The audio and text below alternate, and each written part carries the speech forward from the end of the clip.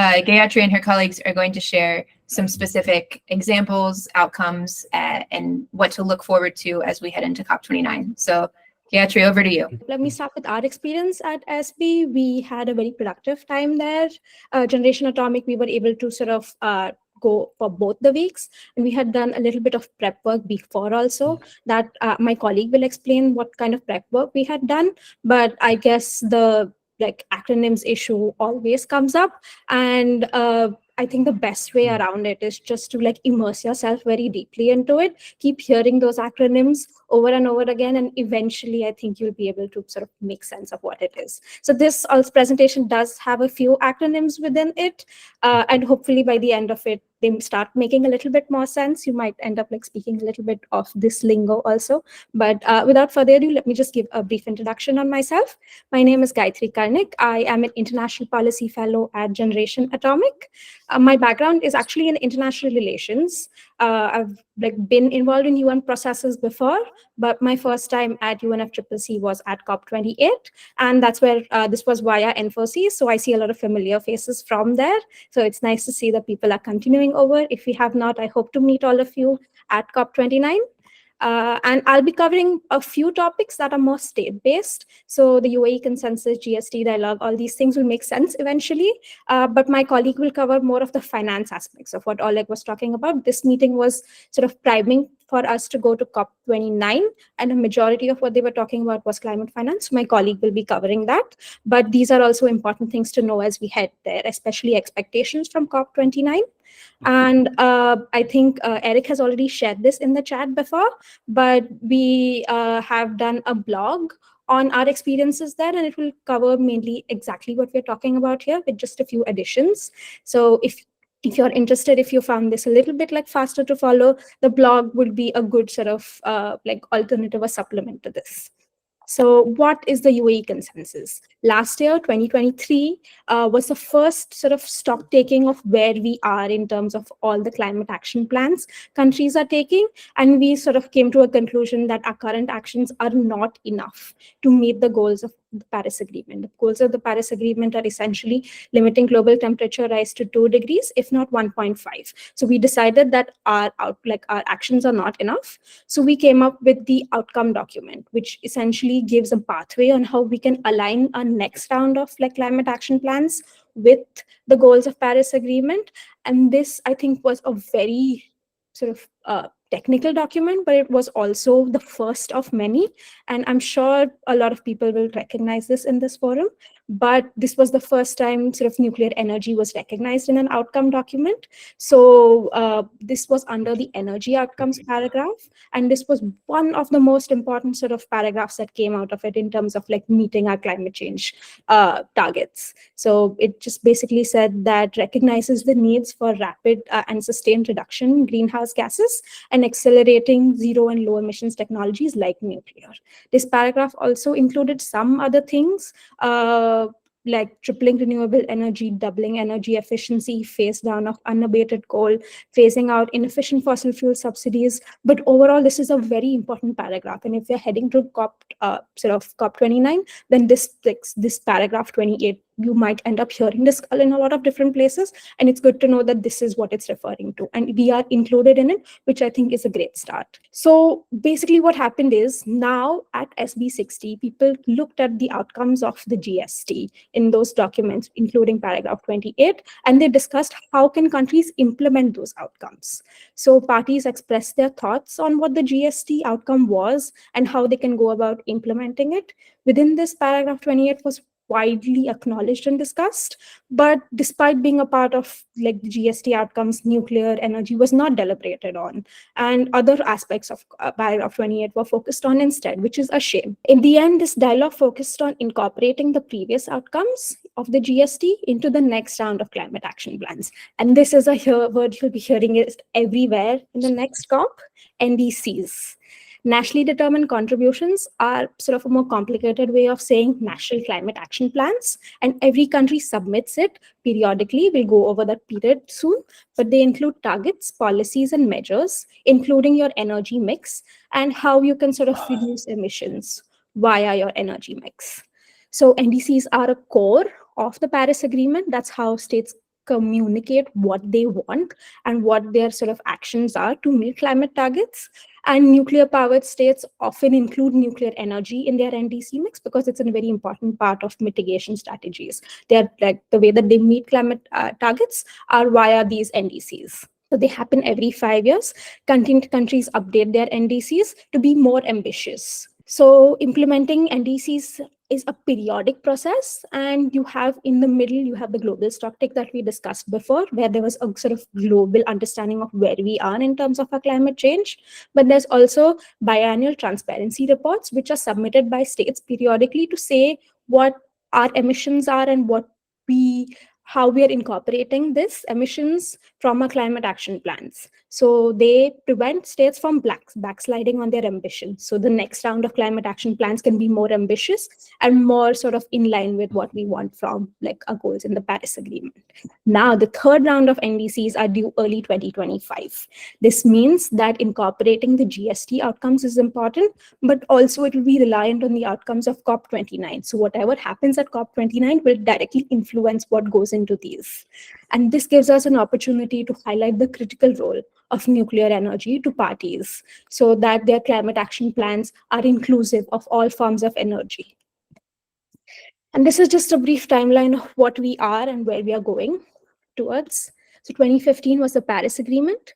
Then we had the first round of national action plans. And then from 2022 onwards, it's become a 5-year long process. So 2020, 2025, 2030, the subsequent rounds of climate action plans will be submitted. And in 23, we'll have like 23 last year, we had the first GST, which was the stocktake. And now next stock take will be in the middle. So I think you're getting a point of how sort of the UNFCCC framework works, where you have like plans submitted and then there's an evaluation if the plans are working or no. And if they're not, then we up our ambitions. Now, what's happening specifically in this year and like coming next year, that's important for us to note. 24, there'll be a climate finance meeting happening in September. My colleague will explain more about what we're discussing in climate finance. In September, there'll also be a high-level energy dialogue with the IEA in New York. This will be with the UNFCCC, of course. October, there'll be a ministerial on climate finance. And then November, we have the COP. And that is where the climate finance negotiations are due. They will have to pass an agreement. This agreement is called the NCQG, and that's also another acronym to sort of be wary of, because you'll keep hearing this all the time. The NCQG is basically the climate finance document. And then we have quite a few submissions coming up. In November, we have the LT-LED submission. This is basically more long-term view of looking at NDCs. NDCs are more like national action plans are smaller in their sort of time frame. They're 10 or 20 years, but these ones are longer. And also nuclear energy states that have a nuclear energy program include them in these action plans. Another submission is the biannual transparency reports, which sort of states say how they are doing with their climate progress, what they're implementing and what their like emissions are. In 2025, we have the submissions of the NDCs so that will directly be influenced by COP29. And then lastly, we have national adaptation plans. So adaptation is basically how countries are preparing for the changes in climate. They're preparing for like infrastructure, they're preparing their health systems, their education systems to cope up with the changes in climate. And so this also includes a degree of nuclear energy power plants because it's part of infrastructure projects and energy infrastructure. So some of that will also be within this nuclear energy perspectives. Last slide. This is, I think, the most important thing, what we can expect or what the presidency of Azerbaijan is expecting from COP29. It will be on the means of implementation of the Paris Agreement. So we have a huge sort of list of things we want to accomplish via the Paris Agreement, but how will we implement it? The most important means of implementation is finance, and that will be the focus of the next COP, but also capacity building and some degree of technology transfers will be discussed there. And it will build upon agreements that have happened before. So SB60 and COP28, of course, but then a lot of other things that, like I mentioned before, that there are all constantly meetings happening and they will sort of feed into what's going to end up at COP29, sorry. Then the most important thing I think is raising the level of ambition for the next round of NDCs. So states will be working with like the secretariat and they'll like try to put a more ambitious and robust NDC.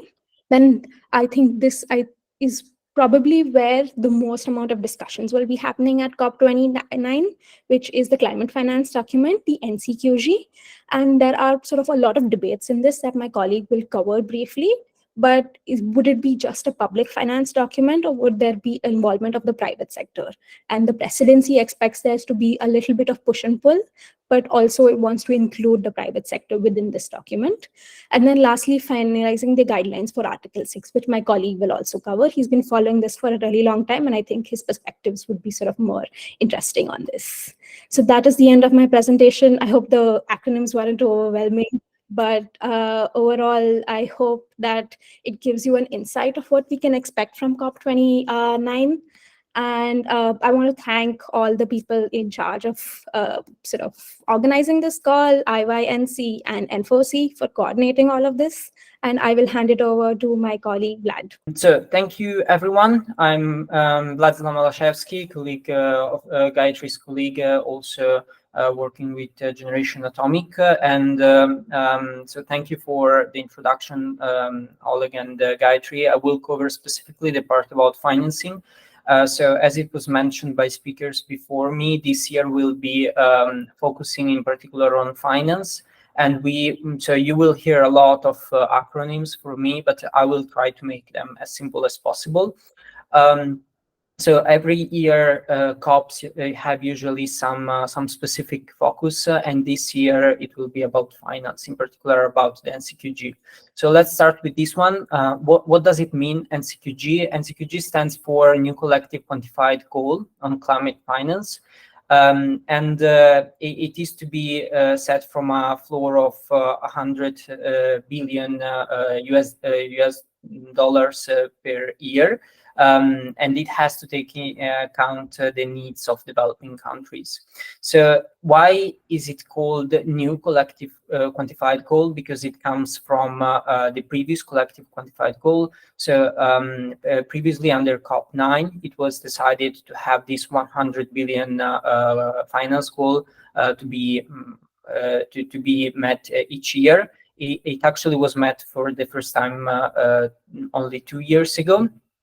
This year, so during the Paris COP, during COP15, the one of the Paris Agreement, it was decided to review this goal before 2025. So basically this year at COP29, where as we are saying, this NCQG is mandated by the Paris Agreement under Article 9. But there are also other pieces of the Paris Agreement that focus on finance. So it's very important to know that the Paris Agreement has to be taken organically, and the different pieces of the agreement, they can intersecate, and eventually negotiations on one topic can influence others. So we won't be focusing on the other finance topics, for example, Article 2.1, but it's important to know that if you happen to read something or hear negotiations where they are talking about different articles, it's because they are interlinked. So regarding the timeline, I don't want you to learn any of these acronyms, but what I want you to focus on is, first of all, the fact that it's not just a negotiation happening during COP29, but it's something that takes more time. So first of all, the NCQG negotiation actually started not this year, but already last year. There were technical discussion going on in order to prepare the ground for the negotiation of this year, given the importance of this topic. As you can see, also through this year, every square in this graph is a deadline happening this year. So, for example, we already had before the SB60 some meetings between negotiators, of course, and there will be some more before before COP29, but after SB60, so in autumn of this year. So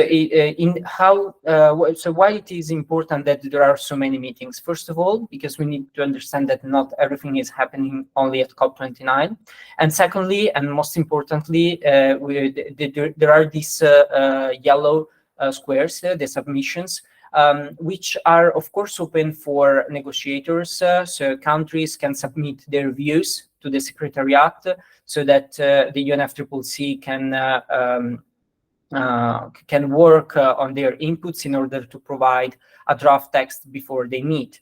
But also observer organizations and the civil society and international organization or other UN bodies have the possibility to submit their inputs. So if you go to the webpage of the NCQG, you can find a place where there are publicly available all the submissions, also from other organizations, not just countries. This is the way that the UNFCCC has to interact also with the civil society. It's not only done for the NCQG, but also for other articles.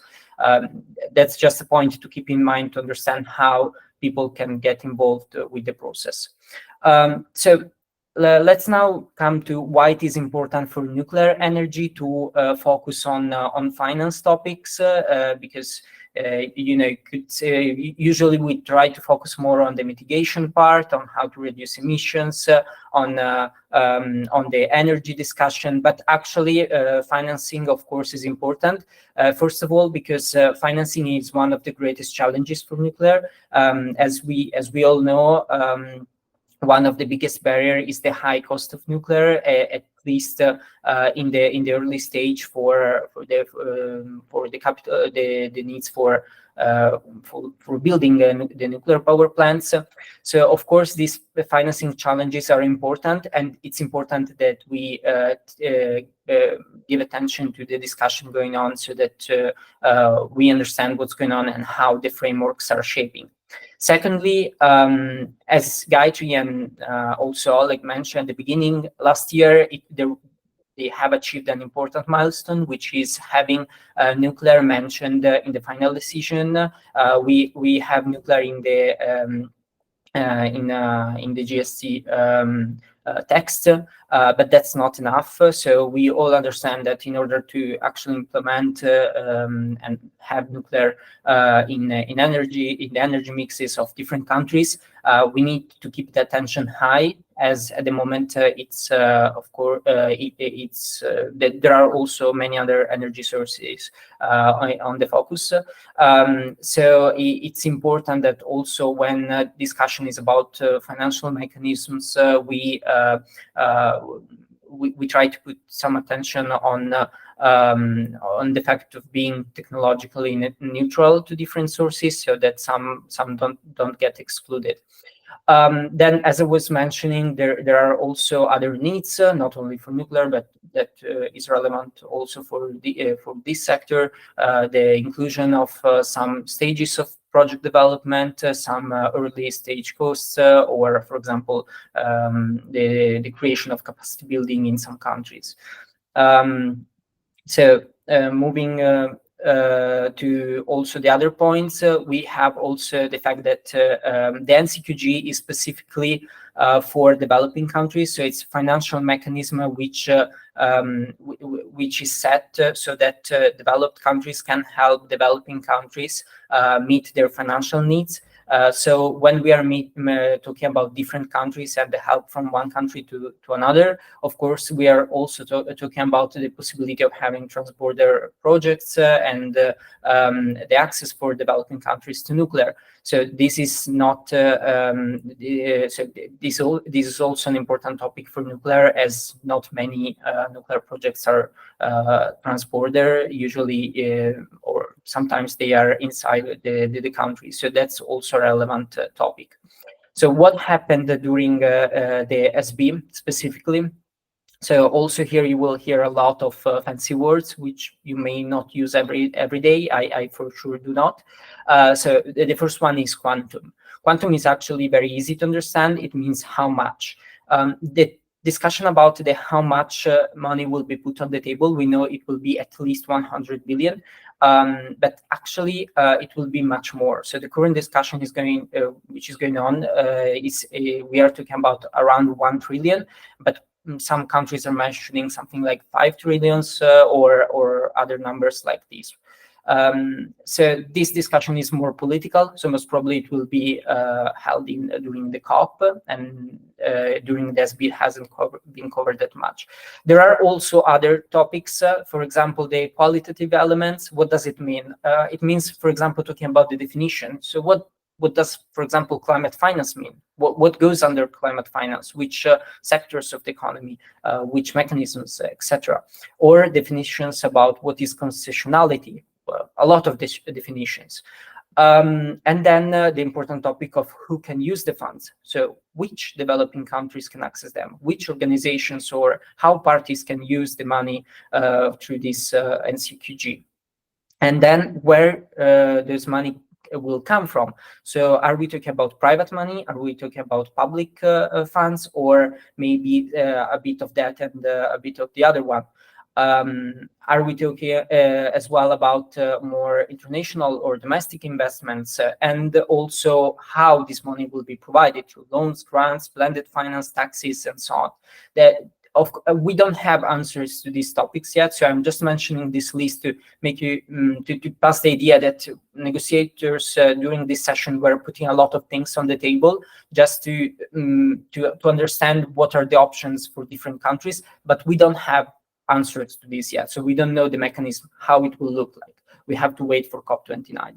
And then there is also the topic about time frame. So every how many years it will be reviewed, 5, 10, 25, and so on. For example, you know that GST is every 5 years, how frequently the NCQG will be reviewed. And then who will contribute? So developed countries, it means that some countries for sure will be there, but what are these developed countries? There are some countries that some of us would qualify them as developed, some others who would say they are still developing. So also this is a discussion going on. Okay, so what are to conclude about the NCQG, what are the expectations? Actually, a few days ago, the presidency released a communication to observers and in general to the public. Their ambition at the moment is in general to achieve consensus on the NCQG. So they want to achieve a result. How this result would look like, it's not clear yet, but there are some keywords that are there in the text. So for sure, they will focus on transparency and accessibility. So these are important topics, especially developed countries wanted to stress the need for transparency, so where those money are being spent. Secondly, the presidency didn't mention a specific number. So as I was saying just a few moments ago, the discussion about how much will probably wait till November, till the political discussions. But one important point is that they didn't mention loss and damage. So most probably the NCQG, at least in the view of the presidency of the COP, will be for a balance for adaptation and mitigation. But you know, we never know what will happen at the COP with maybe some surprise. And also they mentioned the private sector. So a lot of parties, a lot of organizations were asking for only public money. But it seems that they want to continue keeping private sector in the text. So this was a brief overview of the NCQG. I will now just say a few words about Article 6, which is also an important article, but won't be the main focus of this year. So Article 6 is the way. So as Gayatri was saying before me, the NDCs are the plans that countries have to contribute to climate action, but they are national. So each country can work on their own country. But given that the problem is global, we want countries to work together. So the way to cooperate internationally across borders, but considering that we need to realize, every country needs to realize their own NDC, is through Article 6. So Article 6, you have to think about it as a cooperation mechanism under the convention. There are market and non-market approaches. In terms of market approaches under this article, it has a lot of potential. You see here some figures. We are talking about trillions during the years. It could be up to $1 trillion per year by 2050, so a lot. But what is, and I will conclude on this slide, what is the state of Article 6? Article 6 has been under discussion since the beginning. So I started following negotiations at COP25, and it was already being discussed there. So almost 5 years, well, at least 4 have passed since discussions were ongoing about how to operationalize and put in action this article. We haven't reached an agreement yet. Recently, again, a few days ago, the presidency released this communication that they want to higher the ambition on Article 6. So it seems that by this year, they want to operationalize also the most tricky and at the moment open sub-point of this negotiation, which is the centralized mechanism, the one that you can see in the middle. So hopefully by November we'll see something, but yeah, we'll need to wait. Some parts of this article are already operational, so countries can already collaborate with each other in order to, of course, achieve their NDCs, but not all of them. I will end here. Thank you again, and thank you for the organizers for organizing this.